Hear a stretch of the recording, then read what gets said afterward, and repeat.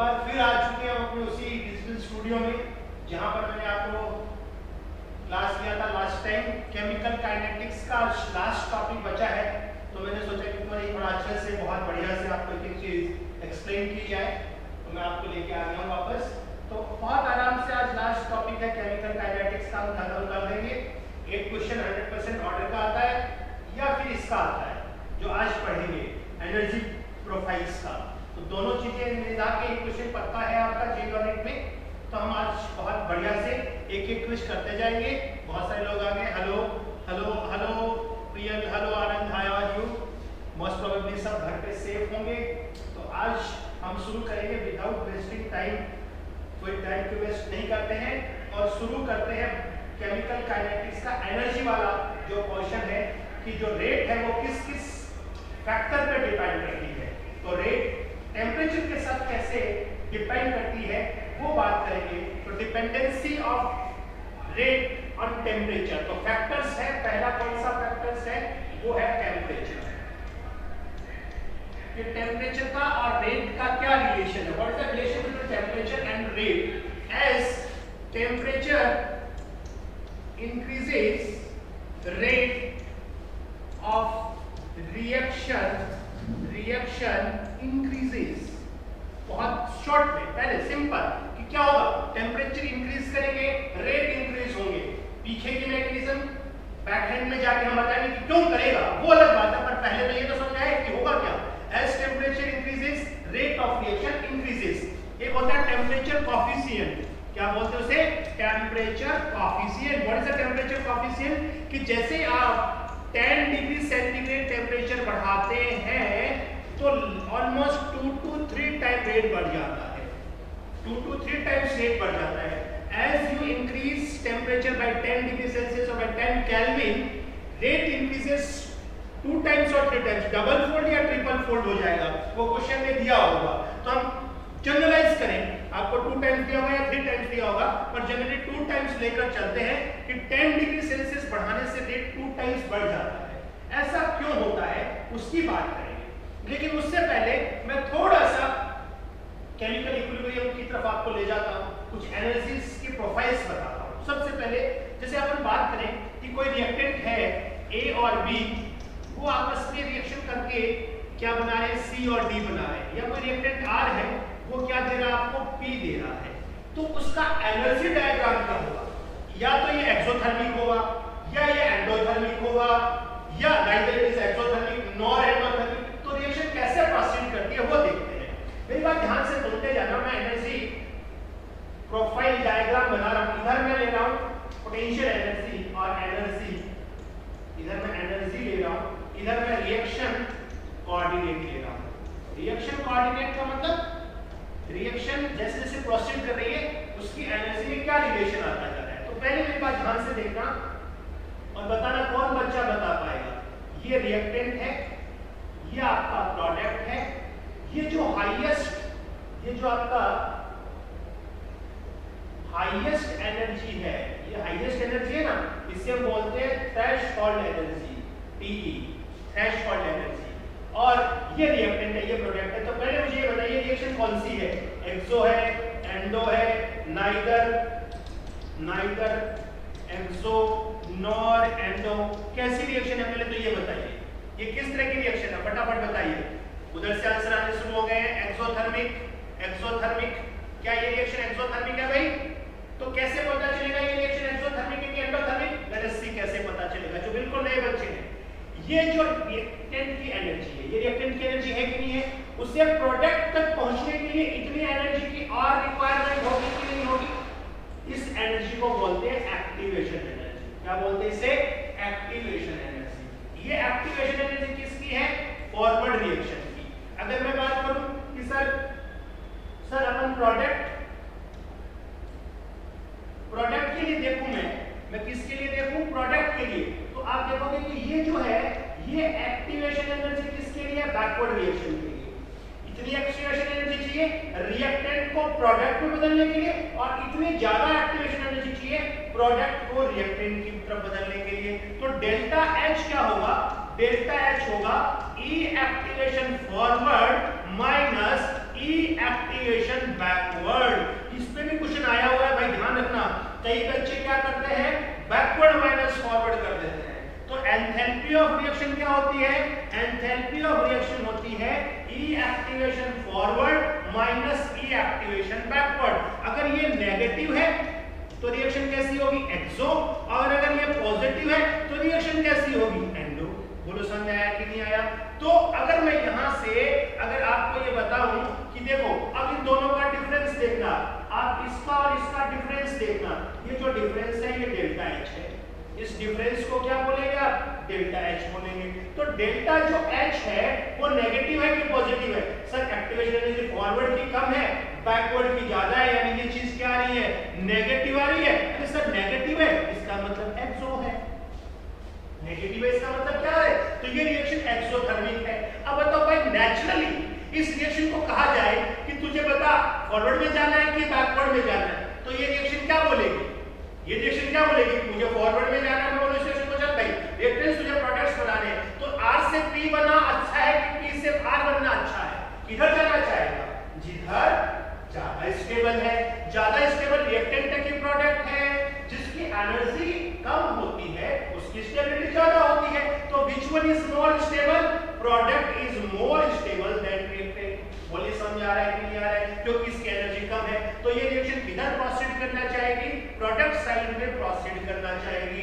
तो एंथैल्पी क्या होता है, activation energy of forward minus activation energy of backward. Isn't it clear है, कोई दिक्कत नहीं होनी चाहिए इस छोटी छोटी चीजों में। यहां से क्वेश्चन बनते हैं और ग्राफ से बहुत आसानी से सॉल्व हो जाते हैं। तो एक्टिवेशन एनर्जी क्या है और थ्रेशोल्ड एनर्जी क्या है, यहां से यहां तक जो एनर्जी है, 0 से लेकर इस पॉइंट तक, ये एनर्जी तो कौन सी होगी, total energy, threshold energy. Reactant के पास खुद की एनर्जी है, ये जो एनर्जी इसे हम बोलेंगे ER। तो आप थ्रेशोल्ड एनर्जी में से रिएक्टेंट की एनर्जी माइनस कर दे तो एक्टिवेशन एनर्जी ऑफ रिएक्टेंट आ गया।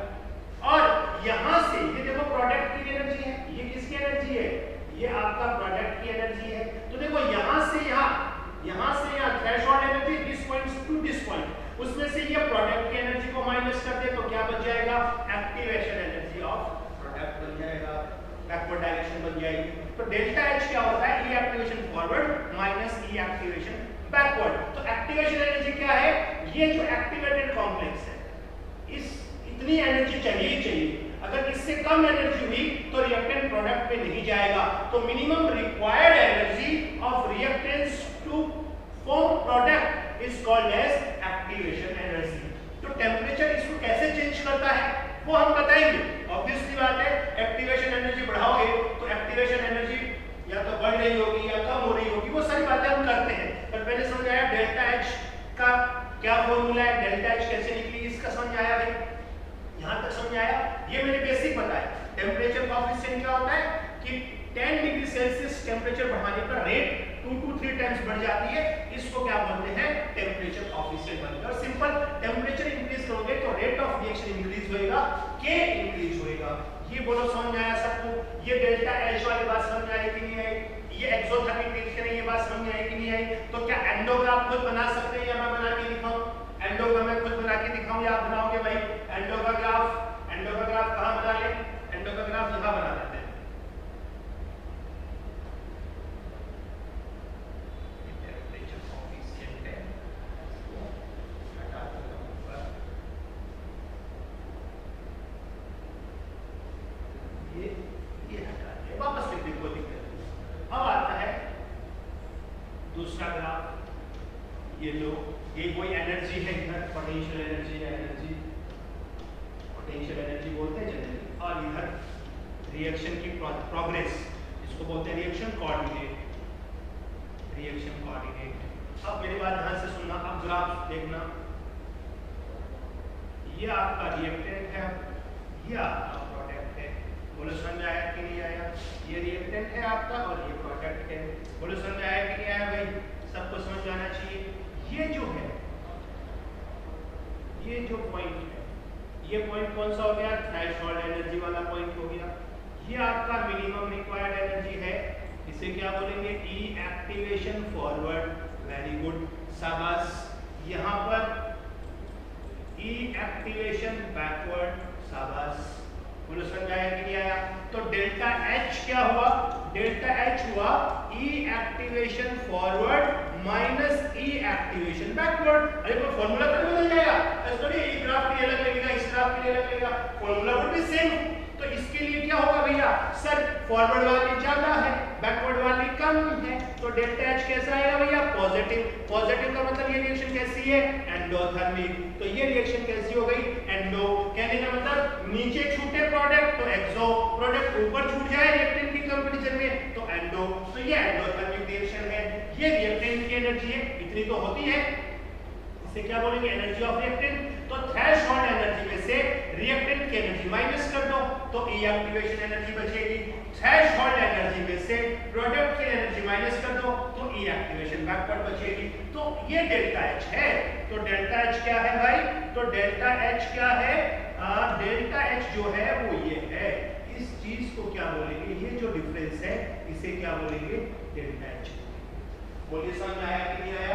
एक एक्सोथर्मिक का ग्राफ बताया, एक एंडोथर्मिक का ग्राफ बताया और डेल्टा एच बताई कि एक्सोथर्मिक का ग्राफ में प्रोडक्ट नीचे छूटेगा, एंडोथर्मिक में ऊपर छूटेगा। और sir if it is neither exothermic nor endothermic तब कैसे होगा?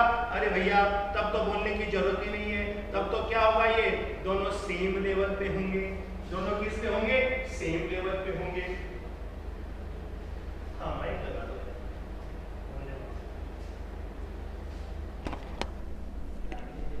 हाँ कुछ बच्चे कह रहे होंगे आवाज़ नहीं आ रही है। अरे अपने तो ऐसे आवाज़। तो ये देखो यहाँ रिएक्टेंट और प्रोडक्ट सेम लेवल पे आ गए तो डेल्टा एच है ही नहीं, यही रिएक्टेंट हो गया, यही प्रोडक्ट हो गया। तो ऐसी रिएक्शंस को क्या बोलेंगे? Neither exothermic nor endothermic. तो बोलो समझ में आया? ये आपका एंडो का ग्राफ समझ में आया, ये एक्सो का ग्राफ समझ में आया। टेम्परेचर इंक्रीज करेंगे तो रेट इंक्रीज होएगा। ये बात मैं आपको प्रैक्टिकली बिल्कुल एकदम क्रिस्टल क्लियर करके दिखाऊंगा, भाई छोड़ूंगा नहीं। बढ़िया बढ़िया, आप अपने कमेंट लिखते रहिए, कुछ डाउट्स हो तो लिखते रहिएगा। बिल्कुल कमेंट आ रहा है, एक्सीलेंट वर्क, थैंक्स थैंक्स।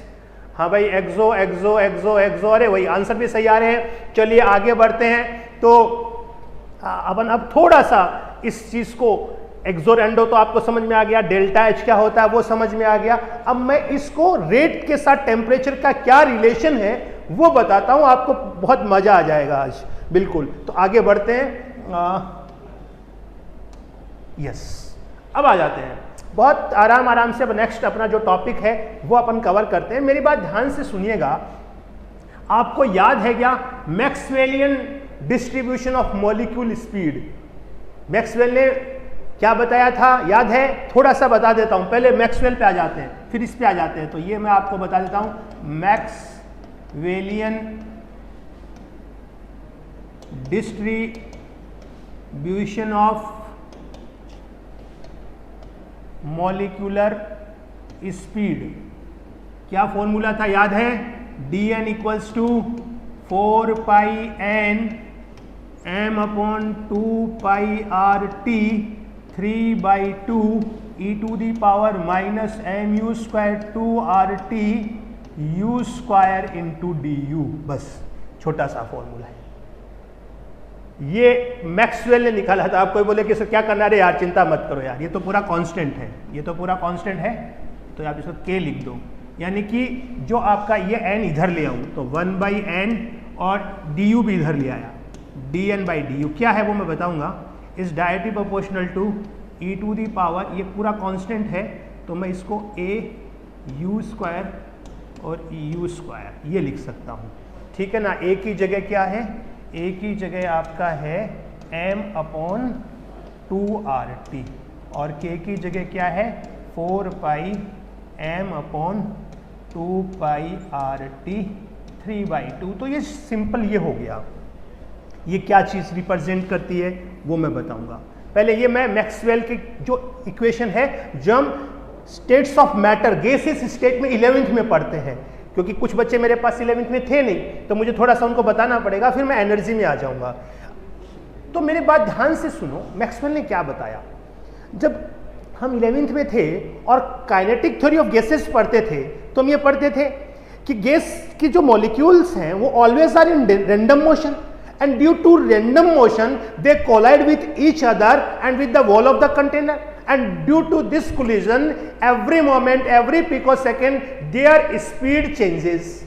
तो क्या मैं कहूं कि कोई कंटेनर है और उसमें बहुत सारे गैस के मॉलिक्यूल्स हैं, बहुत सारे गैस के मॉलिक्यूल्स हैं किसी कंटेनर में, और मैं किसी एक कंटेनर को, सपोज करो मैं इसको थोड़ा कलर चेंज कर लूं, सपोज करो मैं किसी एक, इस कंटेनर में किसी एक मॉलिक्यूल को पकड़ लूं और आपसे पूछूं कि इस मॉलिक्यूल की स्पीड क्या होगी। बहुत सारे मॉलिक्यूल्स हैं और मैंने किसी एक मॉलिक्यूल्स को पकड़ा, कलर कर दिया उसको रेड कलर का मान लो, और मैंने पूछा कि ये जो रेड कलर वाला आपका मॉलिक्यूल है इसका स्पीड क्या होगा। क्या आप प्रिडिक्ट कर सकते हैं भाई? क्या आप प्रिडिक्ट कर सकते हैं?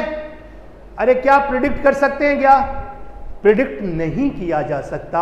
किसी इंडिविजुअल मॉलिक्यूल की स्पीड के बारे में प्रिडिक्शन नहीं हो सकता। क्यों नहीं हो सकता? Because molecule is always in random motion and due to this random motion they collide with each other and with the wall of container. तो एवरी पिकोसेकंड मोमेंटली उसकी स्पीड चेंज होती जाएगी। तुम कितना ही कोशिश कर लो उसकी स्पीड के बारे में नहीं बताया जा सकता। तो मैक्सवेल ने क्या कहा? मैक्सवेल ने कहा कि आप एक स्पीड रेंज की बात करो। एक कंटेनर है उसमें तो जीरो स्पीड से लेकर इनफाइनाइट मीटर पर सेकंड मान लो थोड़ी देर के लिए हर स्पीड के मॉलिक्यूल्स हैं, लेकिन आप किसी स्पीड रेंज की बात करो। रेंज का मतलब कि भाई 0 से 10 मीटर पर सेकंड के बीच में 100 मॉलिक्यूल हैं, 10 से 20 मीटर पर सेकंड के बीच में 40 मॉलिक्यूल हैं, ये रेंज हो गई।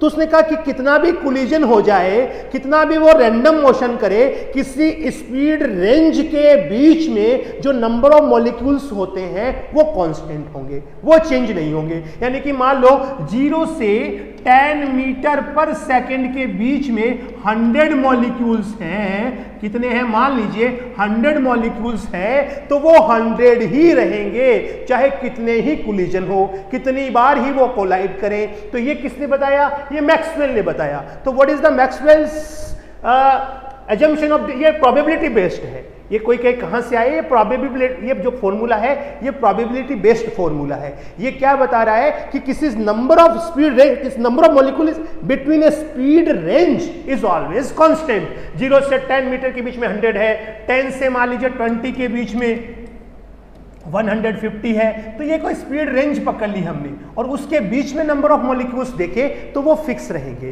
तो हम अब जब ये बात बोली और एक ये प्रोबेबिलिटी डिस्ट्रीब्यूशन कर्व प्लॉट किया, किस किस के बीच में कर्व प्लॉट किया ये बहुत ध्यान से सुनना। किसके बीच में? 1/n dn/du और u यहां क्या है? स्पीड के बीच में ग्राफ प्लॉट किया तो ऐसा ग्राफ आया। आहा, कैसा ग्राफ आया? ऐसा ग्राफ आया। तो तुम देख रहे हो यहां y एक्स पे क्या है? y एक्स पे क्या है? y एक्स पे सपोज करो, चलो मैं अभी बता देता हूं, अभी आपको बता देता हूं। सपोज करो आपने ये एक स्ट्रिप काट ली, ये स्ट्रिप में क्या है? ये स्ट्रिप क्या बताएगा? ये स्ट्रिप आपको, ये स्ट्रिप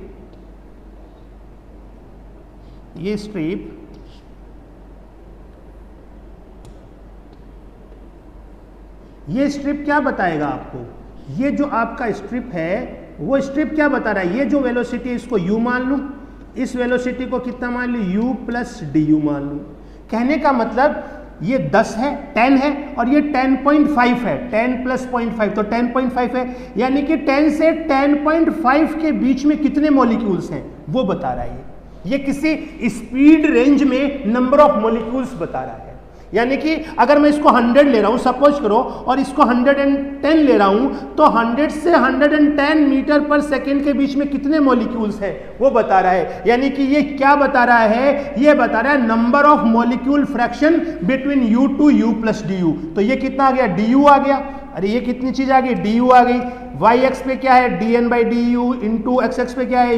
ये आपका ये हो गया, ये इसकी du आ गया तो du से du गया dn/n। ये वो टोटल नंबर ऑफ मॉलिक्यूल्स में से, ये टोटल नंबर ऑफ मॉलिक्यूल्स हैं उसमें से ये dn क्या है? ये वो मॉलिक्यूल्स है जिनकी स्पीड u से u प्लस du के बीच में है। कहने का मतलब ये किसी स्पीड रेंज में टोटल नंबर ऑफ मॉलिक्यूल्स बताते हैं। ये हमने कब पढ़ा था? तो ये क्या है इधर? y एक्स पे क्या है? y एक्स पे है molecule fraction. Molecule fraction Y X पे क्या है, मॉलिक्यूल फ्रैक्शन, कि कितने मॉलिक्यूल्स हैं, और टोटल में से ये वो हैं जिनकी स्पीड u से u प्लस डी यू के बीच में है। तो मैं आपसे पूछूं कि ये ग्राफ का टोटल एरिया क्या बताता है, इस ग्राफ का टोटल एरिया क्या बताता है, इस ग्राफ का टोटल एरिया क्या बताता है, कौन बताएगा इस ग्राफ का टोटल एरिया, इस ग्राफ का टोटल एरिया क्या बताता है, इस ग्राफ का टोटल एरिया क्या बताएगा आपको।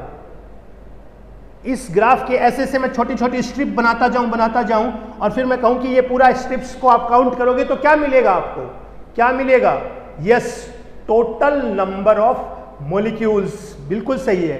यहां 0 से इनफाइनाइट स्पीड के बीच में जितने भी मॉलिक्यूल्स है वो सब मिल जाएंगे, यानी कि टोटल एरिया ग्राफ का क्या बताएगा, टोटल नंबर ऑफ मॉलिक्यूल्स, क्या बताता है, टोटल नंबर ऑफ मॉलिक्यूल्स बताता है। तो ये वाई एक्स पर क्या आ गया, अब मैं इसको वाई एक्स पे अच्छा सा आपको इतना बड़ा नहीं लिखता हूं, वाई एक्स पे क्या लिख देता हूं, मॉलिक्यूल फ्रैक्शन,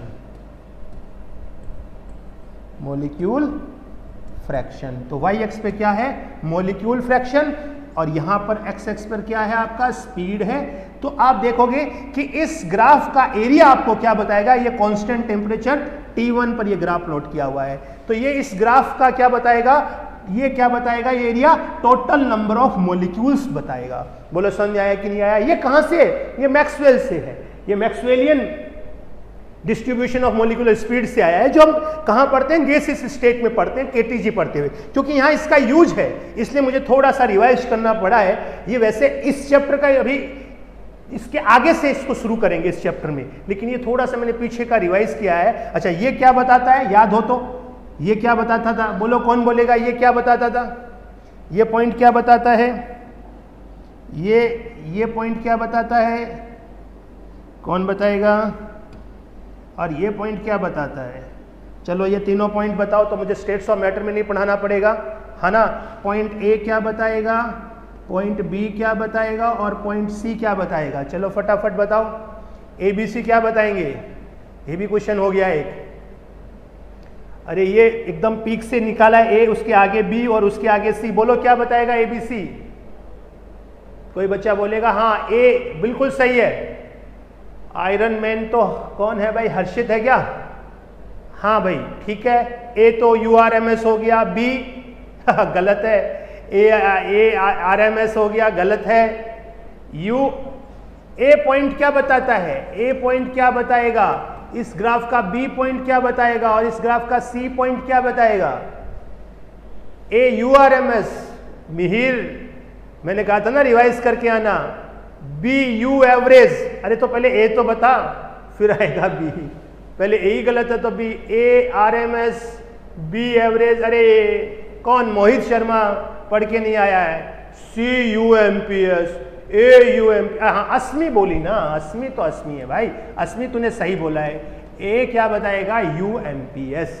MPS क्या था, most probable speed. Most probable speed का मतलब मैक्सिमम मॉलिक्यूल्स जिस स्पीड से जा रहे हो उसे क्या बोलते हैं हम, मोस्ट प्रोबेबल स्पीड। मान लीजिए एक कंटेनर है, उसमें एक 2 मीटर पर सेकंड का, एक 2 का, एक 3 का, एक 4 का, एक 2 का, एक 5 का, एक 3 का, एक 2 का, एक 5 का, एक 2 का, एक 7 का, एक 2 का, तो मोस्ट प्रोबेबल स्पीड कौन सी होगी, मोस्ट प्रोबेबल स्पीड कौन सी होगी, 2 मीटर पर सेकेंड। क्यों, क्योंकि मैक्सिमम मॉलिक्यूल्स किससे जा रहे हैं, 2 मीटर पर सेकंड से। तो इस ग्राफ में मैक्सिमम, इस ग्राफ की अगर मैं बात करूं, छोटा सा ग्राफ इधर और ले लूं, तो मैक्सिमम मॉलिक्यूल्स यही तो है, ये पीक वाला जो पॉइंट है वही तो मैक्सिमम है। तो ये जो पीक वाला पॉइंट है ये कौन सा पॉइंट होगा, UMPS होगा। अरे मैक्सिमम मॉलिक्यूल्स यही तो है, आप स्ट्रिप निकालो छोटी छोटी स्ट्रिप, तो सब ज्यादा मॉलिक्यूल्स इससे ही तो निकलेंगे। तो मैक्सिमम मॉलिक्यूल्स जिस स्पीड को प्रोसेस करते हैं, मैक्सिमम मॉलिक्यूल्स जिस स्पीड को प्रोसेस करते हैं वो क्या होती है, UMPS होती है। तो यहां पर ये जो A है ये क्या है आपका, UMPS है। फिर उसके आगे क्या होगा, U एवरेज होगा, उसके आगे क्या होगा, URMS होगा। क्यों, क्योंकि आप जानते हैं ये बात आप जानते हैं, कौन सी बात जानते हैं आप, कि URMS greater than U average and U average greater than UMPS, MPS, UMPS, ये बात तो जानते हैं। यूआरएमएस सबसे बड़ी है, फिर यू एवरेज है, फिर यूएमपीएस है। तो इधर जा रहे हैं तो यू बढ़ रहा है कि नहीं बढ़ रहा है, तो सबसे पहले यूएमपीएस आएगा, फिर उसके आगे उससे बड़ी होगी कौन, यू एवरेज, और उससे बड़ी कौन होगी, यूआरएमएस। तो ये इस तरह से है, तो ये एबीसी है। यूआरएमएस याद है क्या कितना है, अरे यूआरएमएस अंडर रूट 3RT/m, ये एवरेज अंडर रूट 8RT/m, और ये क्या है अंडर द रूट 2RT/m। तो सबसे बड़ी कौन सी हुई, यू एवरेज, यूआरएमएस, फिर कौन सी बड़ी हुई, यू एवरेज, फिर कौन बड़ी हुई, यूएमपीएस। तो 2 पॉइंट क्लियर हुए। इस ग्राफ का एरिया क्या बताएगा, इस ग्राफ का एरिया क्या बताएगा, टोटल नंबर ऑफ मॉलिक्यूल्स। इस ग्राफ का पीक पॉइंट क्या बताएगा, मतलब जहां से मैक्सिमम मॉलिक्यूल्स है वाला पॉइंट क्या बताएगा, यूएमपीएस। यूएमपीएस से आगे क्या होगा, यू एवरेज, और यू एवरेज से आगे क्या होगा, यूआरएमएस। तो यहां इस ग्राफ का ए पॉइंट क्या है, यूएमपीएस, बी पॉइंट क्या है, यू एवरेज, और सी पॉइंट क्या है, यूआरएमएस। क्लियर हो गया, ये आ गया। इस ग्राफ में इस साइड पर क्या है, टोटल नंबर ऑफ, हम जो मॉलिक्यूल्स में से इधर जो भी स्टेप निकालेंगे वो उस स्पीड रेंज के मॉलिक्यूल्स आ जाएंगे। तो इधर बोलेंगे मॉलिक्यूल फ्रैक्शन है, और इधर क्या है, स्पीड है। इस ग्राफ का एरिया क्या है, 0 से इनफाइनाइट स्पीड के सारे मॉलिक्यूल्स हैं। इस ग्राफ के एरिया का मतलब क्या है, जितने भी मॉलिक्यूल्स हैं जिनकी स्पीड 0 से इनफाइनाइट के बीच में, वो सारे आ गए। बोलो यहां तक समझ में आया। बोर्ड पर वाई और एन लिखो, वाई और एन लिखो फटाफट, राइट वाई और एन, बोलिए फटाफट लिखिए। CURMS, अभी भी URMS ही बता रहे हो क्या, समझ गए अब तो, यस यस यस, लिखते जाओ फटाफट फटाफट फटाफट फटाफट फटाफट, जल्दी जल्दी जल्दी, टाइम नहीं है। यस यस यस, हाँ भाई, मेहता जी कह रहे हैं, कोठारी जी कह रहे हैं, वीर कह रहा है वाई, ठीक है, प्रज्ञा कह रही है वाई, अस्मी कह रही है वाई, लज्जा कह रही है वाई, सिंघानिया, काशवी सिंघानिया, अंकित सिंह, विष्णु परमार, मतलब वही अपना Krisha, Om Gupta, yes sir, very good very good. तो इसीलिए तो मैंने कहा था कि कल की क्लास में आओ तो मेरे नोट्स पढ़ के आना। नितिशा कह रही है, और सलोनी कह रही है, यस यस, ये पूजा, ये विजय छाबरिया, ये विजय छाबरिया कौन है भाई, write your name, write your name. हाँ भाई, I am very much confuse some time. आप अपने पेरेंट्स के नाम लिखते हैं ना, जिससे आप लॉग इन करते हैं, वो बड़ा कन्फ्यूजिंग होता है। तो कभी आप अपना नाम से आईडी बना लो तो ज़्यादा अच्छा है, तो पता ही नहीं चलता है। भाविक, ओके भाविक, ठीक है बेटा, गुड। तो आप अपने नाम एक बार लिख दें। Okay Kanoje, Shweta, yes Shweta, good very good. तो आपको मैंने थोड़ा सा बताया, आप इतना सारा ये फॉर्मूला नए भी याद रखेंगे तो चलेगा, क्योंकि हम 11th में पढ़ते हैं ना, तो मैं फिर इससे मैं आपको URMS और U एवरेज और UMPS तीनों इससे हम डिराइव्ड करते हैं गामा फंक्शन को यूज कर। पर अभी वो आपके स्कोप के बाहर है।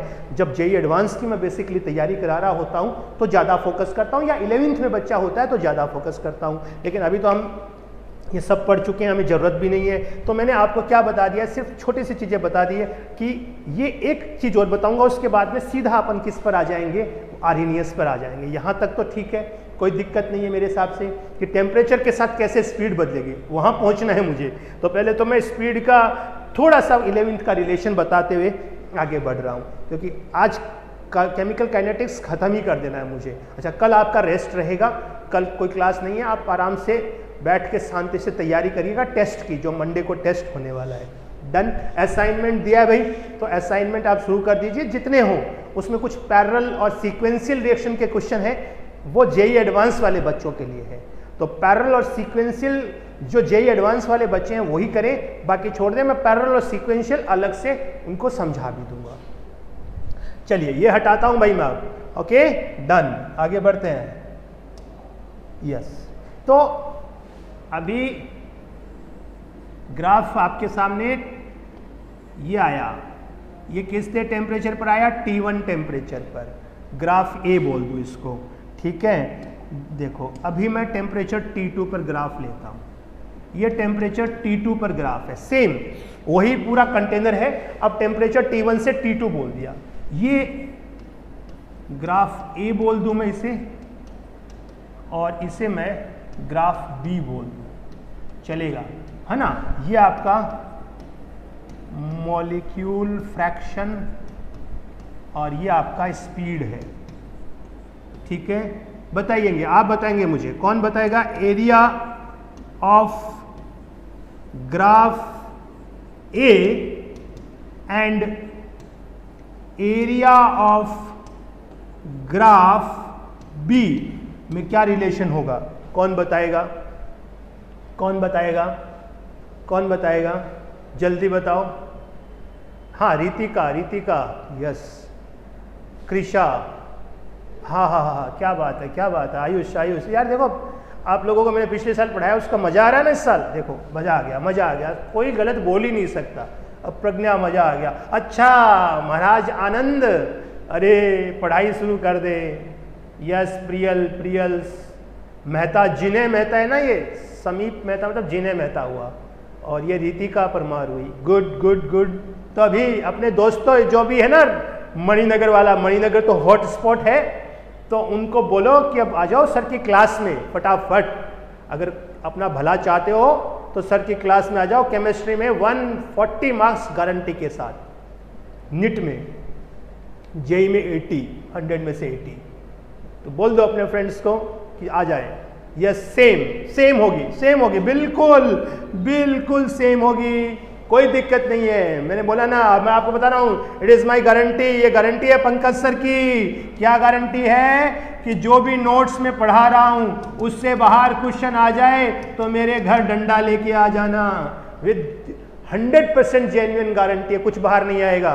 तो ध्यान से सुनना, area of graph A equals to area of graph B. Sir क्यों? क्योंकि भैया टेम्परेचर बढ़ाया, अच्छा ये मैंने बता दिया टेम्परेचर बढ़ा है।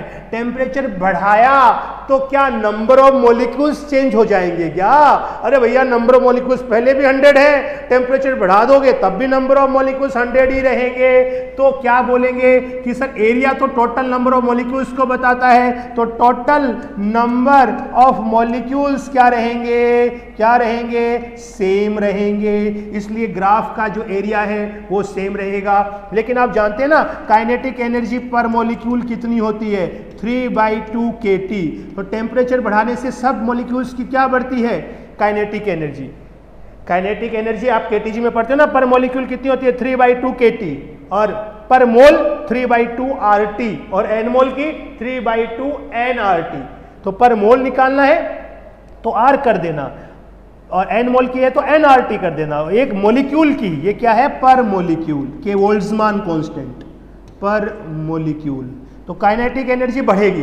काइनेटिक एनर्जी बढ़ेगी इसका मतलब आपका यूएमपीएस पहले यहां था, अब यहां आ गया। सारे यूएमपीएस बढ़ गए, यू एवरेज बढ़ गए, यूआरएमएस बढ़ गए, सब बढ़ गए।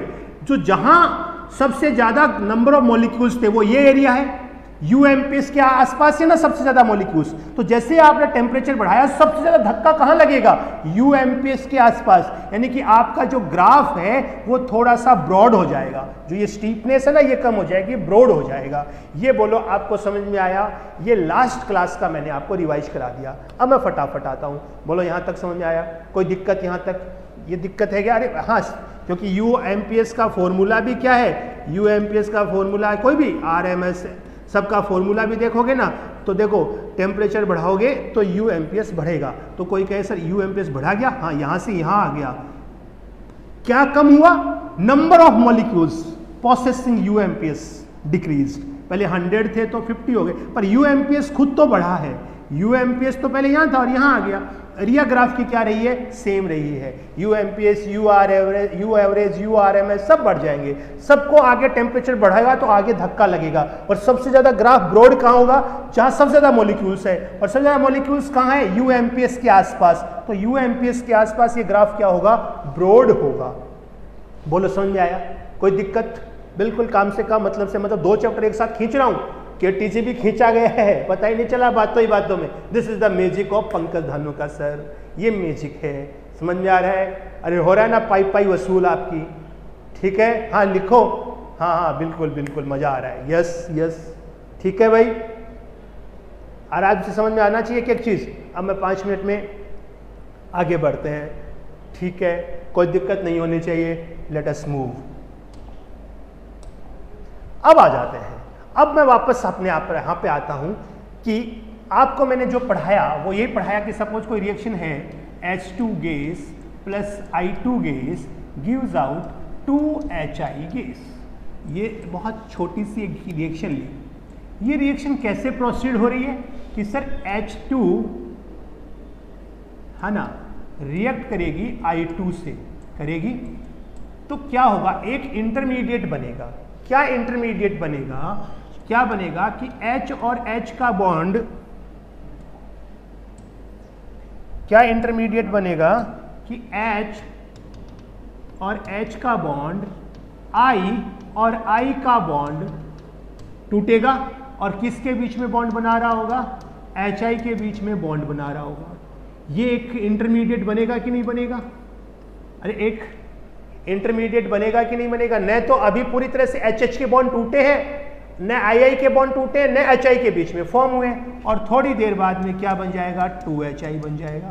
ये होगा कि नहीं होगा। तो कहने का मतलब H2 और I2 जब रिएक्शन कर रहे हैं, H2 और I2 रिएक्शन करके जब HI बना रहे हैं तो ये बनेगा कि नहीं बनेगा, ये कॉम्प्लेक्स बनेगा कि नहीं बनेगा।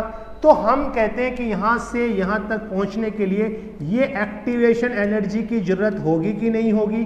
तो इसी तो एक्टिवेशन एनर्जी कहते हैं भाई, यही तो एक्टिवेशन एनर्जी है कि इसको पार कर जाए। अगर इससे कम एनर्जी होगी, जितना इसको बनाने के लिए चाहिए उससे कम एनर्जी होगी तो प्रोडक्ट नहीं बनेगा, वरना बन जाएगा। यही तो हम कहना चाह रहे हैं। तो मैं यहाँ पर आपको ये बताना चाह रहा हूँ कि टेम्परेचर के साथ क्या रिलेशन है। मेरी बात समझिए कि शुरू में मान लीजिए कोई टेम्परेचर है, मान लीजिए बहुत आराम से पढ़ाऊँ फिर ग्राफ से बताऊँगा। मान लीजिए टेम्परेचर है 100 केल्विन, ठीक है, या 300 केल्विन कर लो, थोड़ा रियलिस्टिक ले लेते हैं। और फिर आपने टेम्परेचर कर दिया 310 केल्विन। दोनों में क्या फर्क हुआ, रेट चेंज होगी, रेट इंक्रीज होगी, लगभग डबल हो जाएगी। क्यों रेट बढ़ी वो देखते हैं। मेरी बात समझो, मैंने सपोज करो आपको, ये आपका अर्थ है, आप जहां मैं खड़ा हूं ये ग्राउंड लेवल है, ये ग्राउंड लेवल है, ग्राउंड है, ये ग्राउंड है, और ग्राउंड से ऊपर मैंने यहां पर एक रस्सी खींच दी, एक रॉप लगा दी, यहां से यहां एक रॉप लगा दी, यहां से यहां एक रॉप लगाई, और आपको बोला कि आप आओ, आप सारे रिएक्टेंट्स हो, मॉलिक्यूल्स हो, और कह रहा हूं कि कूदो कूदो। बात समझ में आ गई।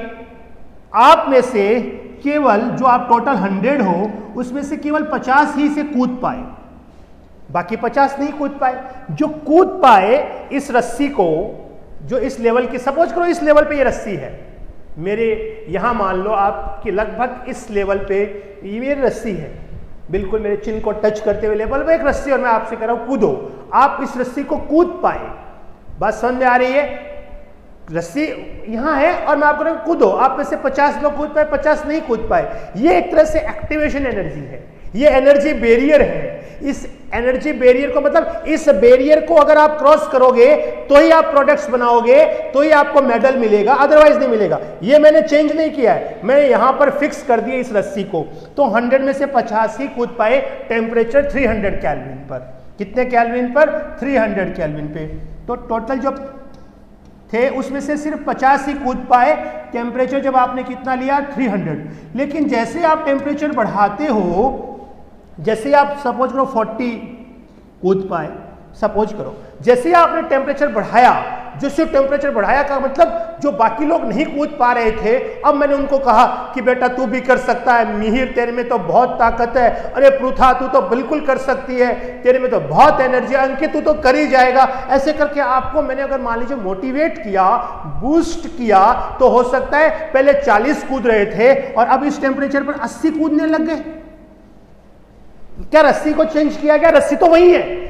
ये जो आपका एक्टिवेशन एनर्जी वाला ग्राफ है, जो लाइन है, वो तो वही है, सिर्फ मैंने क्या चेंज कर दिया, आप लोगों की टेम्परेचर बढ़ाकर काइनेटिक एनर्जी बढ़ा दी। क्योंकि काइनेटिक एनर्जी क्या होती है, काइनेटिक एनर्जी होती है 3/2 kT पर मॉलिक्यूल। तो जैसे टेम्परेचर बढ़ाया, मैंने हर गैस के मॉलिक्यूल की काइनेटिक एनर्जी बढ़ाई और पता चला कि अब 40 और कूदने लग गए। तो जितने ज्यादा रिएक्टेंट्स प्रोडक्ट में बदलेंगे, जितने इस कॉम्प्लेक्स को, इस ट्रांजिशन स्टेट को पार करेंगे उतने ज़्यादा प्रोडक्ट बनेंगे कि नहीं बनेंगे, इतनी तो मिनिमम एनर्जी चाहिए ही चाहिए। इसलिए टेम्परेचर बढ़ाने से काइनेटिक एनर्जी बढ़ती है। काइनेटिक एनर्जी बढ़ने से जो रिएक्टेंट्स हैं वो ज़्यादा प्रोडक्ट्स बनाने लगेंगे। जो मॉलिक्यूल्स पहले कम एनर्जी के थे अब उनकी एनर्जी बढ़ गई, इतनी बढ़ गई कि वो इस बैरियर को पार कर जाएंगे तो प्रोडक्ट बन जाएंगे। बोलो समझ आया कि नहीं आया ये बात? अब मैं इसको ग्राफ से समझाता हूँ। ये तो मैंने रफली समझाया, समझा। कैटलिस्ट में और इसमें ये डिपेंड है, कैटलिस्ट क्या करेगा वो अलग चीज है। पहले तुम ये बताओ ना कि टेम्परेचर में क्या हमने एक्टिवेशन एनर्जी के लाइन को चेंज किया गया, क्या एक्टिवेशन एनर्जी को कम ज्यादा किया गया? आंसर आएगा कि नहीं। थ्योरेटिकल क्वेश्चन बन सकता है, टेम्परेचर बढ़ाने से एक्टिवेशन एनर्जी का कोई लेना देना नहीं। एक्टिवेशन एनर्जी तो पहले भी उतनी थी, अभी भी उतनी ही है, सिर्फ जो रिएक्टेंट्स हैं उनकी काइनेटिक एनर्जी बढ़ा दी। जैसे रिएक्टेंट्स की काइनेटिक एनर्जी बढ़ी अब वो ज्यादा रिएक्टेंट्स प्रोडक्ट्स में कन्वर्ट होने शुरू हो गए। बोलो बात समझ में आ गई मेरी? अब मैं आपको ग्राफिकली समझाता हूं, ठीक है? तो ये हटाते हैं और ग्राफिकली समझाता हूं, ये फटाफट आप नोट कर लें। अब देखो, अब मैं आपको इसको ग्राफिकली समझाता हूं। ये आ गया मॉलिक्यूल फ्रैक्शन, मॉलिक्यूल फ्रैक्शन, और इधर एनर्जी। अरे वहां क्या थी? स्पीड थी। अरे मैक्सवेलियन ही है, ये भी मैक्सवेल का ही है। यहां पर क्या है? मैंने क्या ले लिया है? एनर्जी ले लिया है। तो आप जानते हैं ना एनर्जी इक्वल्स टू क्या होता है? Half mv²। तो ग्राफ बिल्कुल वैसे का वैसा होगा, सब कुछ वैसे का वैसा होगा। ये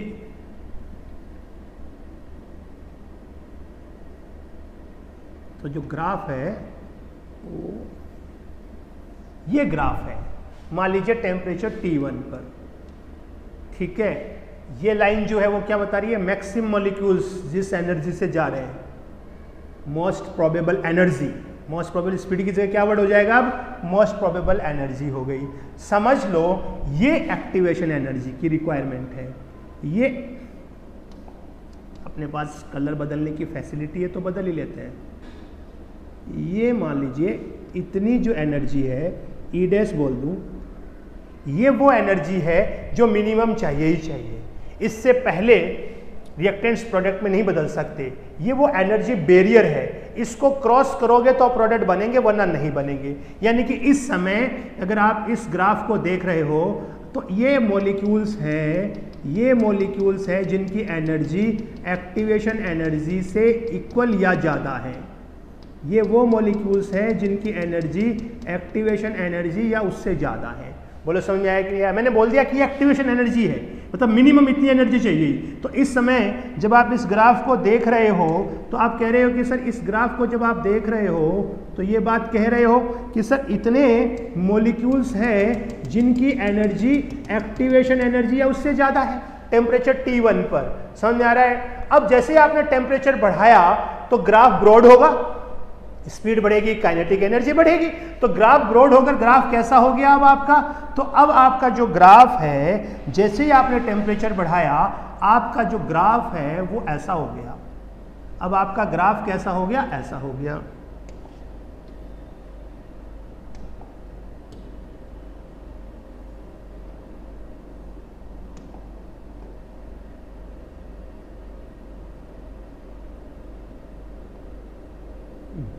ये आपका ग्राफ हो गया। कहने का मतलब आपका जो ग्राफ है, जैसे आपने टेम्परेचर बढ़ाया आप देखोगे कि अब इतने एक्स्ट्रा, ये देखो ब्लैक से जो दिख रहे हैं, क्या इतने एक्स्ट्रा मॉलिक्यूल्स हो गए कि नहीं हो गए जिनकी एनर्जी एक्टिवेशन एनर्जी या उससे ज़्यादा है? क्योंकि ग्राफ तो स्टीप होगा कि नहीं होगा। तो टेम्परेचर बढ़ाया तो जैसे ही आपने टेम्परेचर इंक्रीज किया ग्राफ क्या हुआ? ब्रॉड हुआ। इतनी मिनिमम एनर्जी चाहिए ही चाहिए थी, तो पहले इतने ही मॉलिक्यूल्स थे जो आपको पिंक या ब्लू से दिख रहे, रेड से दिख रहे, अब ब्लैक से जो मैंने एक्स्ट्रा दिखाए यानी कि ये तो है ही, और इतने और ऐड हो गए। तो टेम्परेचर बढ़ाने से जो नंबर ऑफ मॉलिक्यूल्स है जिनकी एनर्जी एक्टिवेशन एनर्जी या उससे ज़्यादा है वो बढ़ गए कि नहीं बढ़ गए? जिसको हम बोल सकते हैं कि एनडेस upon NT. NT total molecules हैं, एनडेस वो मॉलिक्यूल्स हैं जिनकी एनर्जी एक्टिवेशन एनर्जी या उससे ज़्यादा है। तो ये देखो एक्टिवेशन एनर्जी या उससे ज़्यादा वाले बढ़ गए कि नहीं बढ़ गए जैसे ये टेम्परेचर बढ़ाया? तो हम कहते हैं कि एज टेम्परेचर इंक्रीजेज, रफली क्या बोलते हैं कि जैसे ही आप 10 डिग्री सेंटीग्रेड बढ़ाते हो तो ऑलमोस्ट 2 टाइम्स रेट बढ़ जाता है। ऑलमोस्ट कितने टाइम्स रेट बढ़ जाता है? 2 टाइम्स रेट बढ़ जाता है। बोलो समझ में आया ये बात? तो इसलिए टेम्परेचर बढ़ाने से रेट बढ़ता है। ये आपको मैंने ग्राफिकली समझाया है। एरिया ग्राफ का सेम ही रहेगा। तो आप जो काइनेटिक एंड टेम्परेचर बढ़ाओगे तो देखो काइनेटिक एनर्जी बढ़ेगी कि नहीं बढ़ेगी, क्योंकि काइनेटिक एनर्जी क्या होती है 3/2 kT। तो जो जहां सबसे ज्यादा मॉलिक्यूल्स हैं उनके सबसे ज्यादा धक्का लगेगा, यानी कि जो ग्राफ का पीक है वो ब्रॉडन होगा। ब्रॉडन होगा तो नंबर ऑफ मॉलिक्यूल्स बढ़ेंगे। नंबर ऑफ मॉलिक्यूल्स लगभग ट्वाइस हो जाएंगे 10 बढ़ाने से। बोलो कोई दिक्कत? कोई दिक्कत यहां तक समझ में आया भाई? तो टेम्परेचर बढ़ाने से रेट बढ़ती है। इसे बोलते हैं टेम्परेचर कॉफिशिएंट। क्या बोलते हैं इसे? Temperature coefficient. बोलो समझ आया? अब मैं आर्हेनियस इक्वेशन पे आता हूं। अब किस पे आता हूं मैं? आर्हेनियस इक्वेशन पे। आर्हेनियस इक्वेशन आते ही बात खत्म हो जाएगी, फिर अपन प्रॉब्लम डिस्कस बाद में कर लेंगे नेक्स्ट क्लास में। आज ये जरूरी नहीं है सब कुछ करें, क्योंकि ये बिल्कुल अनस्टॉपेबल क्लास होती है, यहाँ ज़्यादा एनर्जी चाहिए है, ठीक है ना। और बहुत सारी होती हैं, तो आपको 11th को भी पढ़ाना है, आपको भी पढ़ाना है, डाउट्स भी लेने हैं, ठीक है। तो बोलो समझ आया कि नहीं आया? कोई दिक्कत नहीं? कोई दिक्कत नहीं आएगी, एक एक चीज़ क्लियर कर देंगे यार। मुझसे अच्छा केमिस्ट्री कोई नहीं पढ़ाएगा, गारंटी है। पढ़ा होगा ना आपने लोगों से? आ जाओ, बढ़िया बढ़िया। अब देखो एक साइंटिस्ट हुए जिनका नाम है आर्हेनियस। क्या नाम है इनका? आर्हेनियस। आर्हेनियस इक्वेशन क्या कहती है? बहुत जबरदस्त उन्होंने बताया। उन्होंने क्या बताया? K =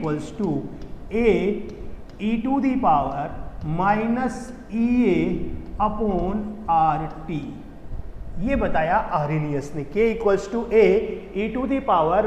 (A)(-EA/RT। यहां पर ये जो K है ये क्या है? A is called as rate constant। A is called as rate constant। A is called as Arrhenius factor और frequency factor और pre-exponential factor। एक ही बात है। ए क्या है? आर्हेनियस फैक्टर और फ्रीक्वेंसी फैक्टर और pre exponential factor. E A क्या है भैया? E A is the activation, जो मैं बता चुका हूं, एनर्जी, ठीक है। R is the universal gas constant, T is the temperature. बोलो समझ में आया कि नहीं आया? पहले तो सबके मीनिंग समझ में आना चाहिए। ये जो इक्वेशन है, अगर इससे अगर किसी एग्जाम में क्वेश्चन नहीं पूछे तो पूछने वाला बेवकूफ़ है भाई, उसको पता नहीं है, पेपर बनाने वाले को पता नहीं है। अगर किसी एग्जाम में इससे क्वेश्चन नहीं आया तो समझ लो पेपर बनाने वाला बेवकूफ़ है। अगर पेपर बनाने वाले में जरा सा भी दिमाग होगा तो इससे क्वेश्चन आएगा ही आएगा। और पेपर बनाने वाले दिमाग वाले ही होते हैं, स्पेशली जो कंपटीशन में बनाते हैं वो तो सारे ही ब्रिलियंट लोग हैं। तो बोलो ये समझ में आया कि नहीं आया? हाँ, पेपर वो कोई अच्छे कंपटीशन का बना हो, जेई है, नीट है, इन सब का, यूपीएससी है, इनके पेपर अच्छे बनते हैं। तो बोलो यहाँ तक समझ में आया भाई? ए क्या है? आर्हेनियस फैक्टर और फ्रीक्वेंसी फैक्टर और pre exponential factor. E A activation energy, R universal gas constant जो सब जानते हैं, और टी क्या है? टेम्परेचर है। मेरी बात ध्यान से सुनना कि टेम्परेचर बढ़ाने से के का क्या होगा? के क्या होगा? के का क्या होगा? के क्या होगा? बढ़ेगा, कम होगा? टेम्परेचर बढ़ाने से के का क्या होगा? अरे टेम्परेचर बढ़ाने से के का क्या होगा? इंक्रीजेस। बिल्कुल ठीक है, टेम्परेचर बढ़ाने से के इंक्रीज होगा। अब मैं कह दूं कि मैंने जब टेम्परेचर इनफाइनाइट कर दिया तो के क्या होगा? जब टेम्परेचर इनफाइनाइट कर दिया तो के क्या होगा? देखो मैं एक एक चीज निकाल के बाहर फेंक दूंगा। अब आप टेम्परेचर जब मैंने इनफाइनाइट कर दिया तो के क्या होगा? क्या होगा? वैल्यू बताओ। मैक्सिमम तो क्या? मैक्सिमम कितना? अरे मैक्सिमम कितना टाइप कर दो कि मैक्सिमम इतना। हाँ ये सही हुआ, ये बात सही है। हाँ जब आप टी इनफाइनाइट करोगे तो ये खत्म हो गया, ये 1 हो गया, तो के क्या हो गया? ए। तो कोई कहे प्री एक्सपोनेंशियल फैक्टर ए क्या है? ए क्या है, के मैक्स, मैक्सिमम वैल्यू ऑफ के इज ए।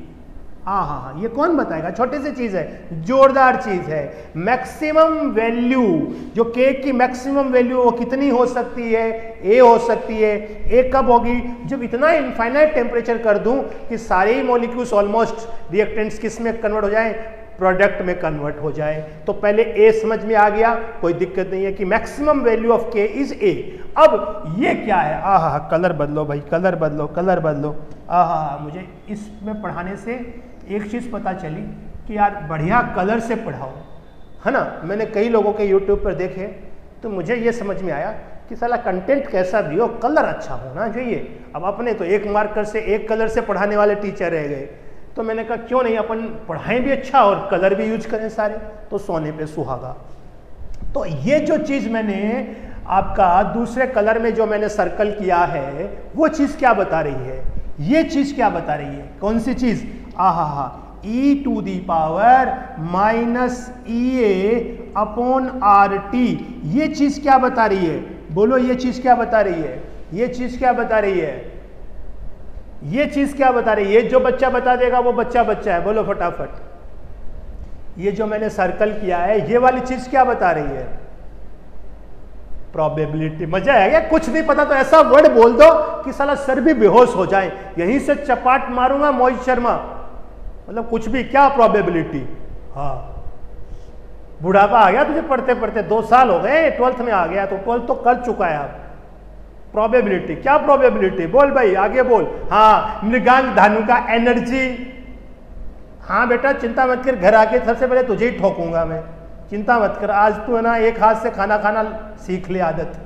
तिथि पटेल एक्टिवेशन एनर्जी, अरे एक्टिवेशन एनर्जी तो ई ए होता है, सिर्फ ई ए होता है एक्टिवेशन एनर्जी। मैं पूछ रहा हूं E to the power minus E A by R T क्या है। अरे भाई मैं क्या पूछ रहा हूं, E to the power minus E A by R T क्या है। ये वो मॉलिक्यूल्स हैं जिनकी एनर्जी एक्टिवेशन एनर्जी या उससे ज्यादा है। ये एक्टिवेटेड मॉलिक्यूल्स हैं।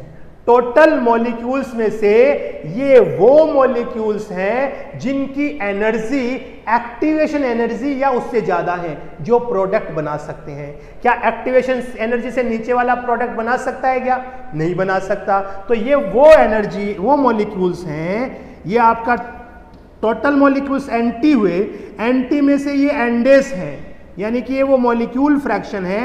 ये क्या है, molecule fraction having energy equal और ग्रेटर देन एक्टिवेशन एनर्जी। ये क्या है, ये वो मॉलिक्यूल्स हैं जिनकी एनर्जी एक्टिवेशन एनर्जी के इक्वल या उससे ज्यादा है। तो these molecule fractions called molecule fractions having energy equal और greater than activation energy. So these are called as activated molecule fraction. ये एक्टिवेटेड मॉलिक्यूल्स हैं जो प्रोडक्ट बना सकते हैं। तो एक बार क्वेश्चन यही आया था कि आपको क्या दिया हुआ था, मॉलिक्यूल फ्रैक्शंस दिया हुआ था, एनडेस बाई एनटी दिया हुआ था, आर और टी दिया हुआ था, और एक्टिवेशन एनर्जी निकालने की कुछ बच्चे सोच रहे थे कैसे करेंगे कैसे करेंगे। कितना आसान है यार, बोलो समझ में आ गया यहाँ तक। मैं इसी को करूँगा, थोड़ा सा पार्ट बचा हुआ रख लेंगे मैकेनिज्म वाला और वो सब तो अगली क्लास में करेंगे। तो मैं अभी 10 मिनट और बस इसको एलोबरेट कर देता हूँ। यहाँ तक कोई दिक्कत, हाँ बिल्कुल समझ में। अरे घर में बैठो यार, चाहे एक हाथ से खाना भी खाते रहो और पढ़ते रहो, अभी तो ऐसे भी हालत हो गई है। ये शुक्ला, अरे शुक्ला, शुक्ला कौन है भाई, ये नयन शुक्ला, हु इज नयन शुक्ला, ठीक है। ये बाहर से बच्चे जो ऐड हुए होंगे कुछ वो होंगे। बोलो समझ में आया भाई, गारंटी से समझ में आया ना कि ये क्या चीज़ है, ये क्या है। तो कई बार आता है कि के मैक्स क्या है, ये है। तो टेम्परेचर बढ़ाओगे तो के बढ़ेगा, टेम्परेचर बढ़ाओगे तो ये माइनस है ना, इसलिए के बढ़ेगा। समझ आ रहा है ना। एक्टिवेशन एनर्जी बढ़ाओगे, देखो माइनस है ना, तो के कम होगा। बहुत बढ़िया। अब आगे बढ़ते हैं और इस फॉर्मूले को ले जाते हैं। तो k इक्वल्स टू क्या आया, a e to the power minus EA by RT। तो ln ले ले, ln k equals to ln A minus EA by RT। ठीक है, इसको आप ऐसे लिख लें तो बहुत बढ़िया रहेगा। क्या, ln k equals to ln A minus EA by R into 1/T। ठीक है, अब मैं ग्राफ प्लॉट कर रहा हूं किसके बीच में, ln k और 1/T के बीच में। ln k और t नहीं है, 1/T है। तो तुम देखो ये y हो गया, ये माइनस mx, ये प्लस c हो गया।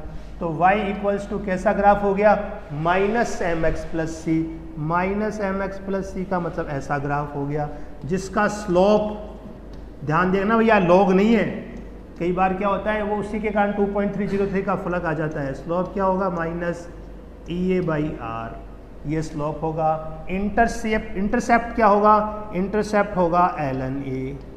बोलो समझ में आया ये लॉग नहीं है। अगर लॉग होता तो क्या करता, इधर भी 2.30, इधर भी 2.30, फिर 2.30 चला जाता तो नीचे आ जाता, यानी कि ये क्या बन जाता, log k इक्वल्स टू, ये बेस E है नेचुरल लॉग और ये बेस 10 है, log A minus EA 2.303R 1/T।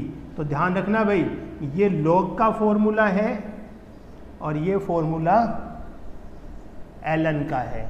तो ग्राफ कैसा हो जाएगा, log का कैसा ग्राफ हो जाएगा, log k और 1/T के बीच में ग्राफ प्लॉट करोगे तो भी ग्राफ ऐसा ही आएगा, कोई फर्क नहीं पड़ेगा, सिर्फ स्लोप बदल जाएगा। स्लोप में क्या जाएगा, माइनस EA अपॉन 2.303R। तो ध्यान से सुनना, कई बार वो स्लोप देकर एक्टिवेशन एनर्जी पूछता है, तो पहले देखना ग्राफ किसके बीच में है, ln k और 1/T के बीच में या log k और 1/T के बीच में। और तुम यहाँ से तुम देख रहे हो कि तुम t बढ़ा रहे हो ना, तो 1/T कम कर रहे हो तो ln k बढ़ा रहे हो। ln k देखो, t बढ़ा रहे हो तो 1/T कम कर रहे हो, 1/T कम कर रहे हो मतलब ln k बढ़ा रहे हो, ln k बढ़ा रहे हो मतलब k बढ़ा रहे हो। तो टेम्परेचर बढ़ेगा तो k बढ़ेगा। देखो हो रहा ना यहाँ से प्रूव। बोलो ये दोनों ग्राफ समझ में आए, ये दोनों ग्राफ समझ में आए, दोनों में डिफरेंस समझ में आया। ये लॉग में चेंज करेंगे तो 2.30 से, और इसे भी 2.30 से मल्टीप्लाई करना पड़ेगा, फिर पूरी इक्वेशन को 2.303 से डिवाइड कर दिया। तो ये इसको भैया भूलना नहीं, जीवन भर नहीं भूलना, ये मरने मर जाओ पूरा याद, ये दो चीजें रखना, जीवन बदल जाएगा। Remember it, remember it. तो ये याद रखना, ठीक है। कोई दिक्कत, बिल्कुल।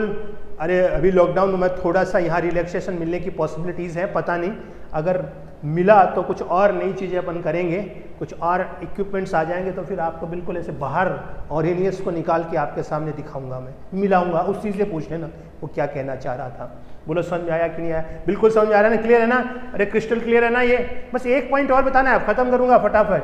कुछ बच्चे ऐसे कातर दृष्टि से देख रहे हैं, दोनों आंखों में रोटियां दिख रही है सबको। आता हूँ sir please use dark colour. Dark colour use कर लेते हैं यार, पहले बोलता है यार, कोई दिक्कत नहीं है, डार्क कलर यूज कर ले। मैं तो कम कर रहा हूँ जानबूझ के, अरे जानबूझ के कर रहा हूँ कि आप ऐसे आंख लगा के देखो, नहीं तो ऐसे ऐसे बड़े बड़े देखोगे ना तो नींद आ जाएगी, इसलिए जानबूझ के किया मैंने कि आंख खोलो पूरी, है ना, तुम्हारा आई टेस्ट भी हो जाए, मम्मी शाम तक तुम्हें डॉक्टर के पास ले जाए। बिल्कुल करता हूँ, बिल्कुल करता हूँ, मैं मेरा काम कर रहा हूँ पर तुम अपना करना, ध्यान रखना। हाँ तू अपना काम करना भूलना मत प्रियल, डॉक्टर बन के दिखाना है अपने को।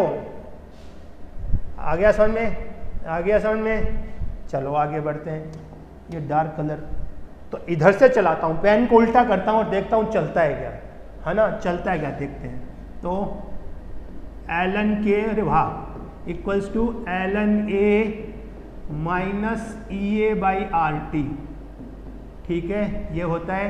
तो ये K1 कर दो, ये T1 कर दो, ये टेम्परेचर T2 पे ln A minus EA upon RT2, ये इक्वेशन 1, ये इक्वेशन 2, तो इक्वेशन 1 माइनस इक्वेशन 2 करोगे तो क्या आएगा, ln k1 upon k2 equals to EA 2.303। अच्छा ln है तो क्यों आएगा 2.30, ln है तो नहीं आएगा, तो ln है ना, तो EA by R 1 upon T1 minus 1 upon T2। ये टेम्परेचर के साथ रेट कांस्टेंट क्या है, K1 rate constant at temperature T1, K2 क्या है, K2 क्या है, rate constant at temperature T2। ठीक है, तो ये आया ln का। अगर मैं कैसे आया भाई, देखो दिस माइनस दिस किया तो ये तो गया, ये आपका प्लस हो गया, ये प्लस हो गया ना, तो इसे क्या करेंगे T2 माइनस T1 करेंगे ना, और ये प्लस आएगा, दिस माइनस दिस करेंगे तो ये माइनस आएगा, तो यहाँ और यहाँ थोड़ा चेंज करना पड़ेगा ना, अरे 1/T2 करना पड़ेगा ना भाई, अरे ये दिस माइनस दिस करेंगे तो, अदरवाइज उल्टा कर लो K2/K1 कर लेते तो ये आ जाता, या यहाँ ऐसा कर लो ना, इसको उल्टा कर लो तो फिर T1 माइनस T2 ही आएगा, इसकी बजाय दिस माइनस दिस कर लो तो ये पॉजिटिव हो जाएगा। तो आप ऐसा कर लो, इसको हटा लो और ये भी हटा लो तो आ जाएगा। हाँ, तो ln अब हमने क्या किया, दिस माइनस दिस किया, तो K2/K1 equals to 1 upon T1 minus 1 upon T2। क्या किया है, इक्वेशन 2 माइनस 1, तो ln K2 minus ln K1, तो ln K2/K1 this minus this करोगे तो ये प्लस का हो गया। बोलो समझ में आया कि नहीं आया। लॉग ले लो, तो लॉग लेंगे तो क्या आएगा, log K2/K1 equals to EA 2.303R 1 upon T1 minus 1 upon T2। बस ये 2.303 एक्स्ट्रा आ जाएगा और कोई फर्क नहीं है। ये टेम्परेचर के साथ कैसे वेरी करता है रेट कांस्टेंट, वो आ गया। बोलो कोई दिक्कत, एनसीईआरटी में इससे रिलेटेड क्वेश्चन दे रखा है, बहुत सारी कैलकुलेशन कराइए तो कर लेंगे यार, कहाँ दिक्कत है। बोलो समझाया। अच्छा ये देखो, ये रेट कांस्टेंट है, इक्विलिब्रियम कांस्टेंट नहीं है। इक्विलिब्रियम कांस्टेंट होता तो एक्टिवेशन एनर्जी की जगह क्या आता, एंथैल्पी। अगर यहाँ डेल्टा एच लिखा होता ना तो ये इक्विलिब्रियम कांस्टेंट हो जाते, पर यहाँ एक्टिवेशन एनर्जी लिखा है इसलिए ये रेट कांस्टेंट है। बोलो समझ आया, कोई दिक्कत भाई? यहाँ तक आज जो पढ़ाया टेम्परेचर के साथ एनर्जी प्रोफाइल वो समझ में आया भाई? बहुत ज़्यादा खिचड़ी नहीं करेंगे एक साथ एक ही दिन में, ठीक है ना, क्योंकि कुछ की फीस भी तो बाकी है यार, अभी थोड़ी पढ़ा दूंगा सब कुछ, है ना, अपना भी तो घर चलना चाहिए ना। तो भाई जब फटाफट फीस जिनकी बाकी है अब तो कुछ करो यार, बढ़िया से सब पढ़ा रहे हैं आपको अच्छे से सब चीज़ें की। हाँ ध्यान रखना, कल की क्लास में, मतलब कल तो नहीं, कल तो मेरा ऑफ है आपका, अगली क्लास में हम क्या बात करेंगे, इसी चैप्टर का थोड़ा सा पोर्शन बचा है वो लेके इसे कंप्लीट करके बॉन्डिंग शुरू करके निपटा दूंगा। तो कोशिश करूंगा एक इस वीक में ही आपका बॉन्डिंग भी खत्म हो जाए और ये भी खत्म हो जाए। मंडे के टेस्ट में भी बॉन्डिंग नहीं रखा है, मंडे के टेस्ट में सिर्फ केमिकल काइनेटिक्स और इन्वायरमेंटल केमिस्ट्री रखा है। तो मैं आज अपनी वाणी को विराम देता हूँ। कमेंट करते रहिए, दोस्तों को जोड़ते रहिए और पढ़ते रहिए। Thank you.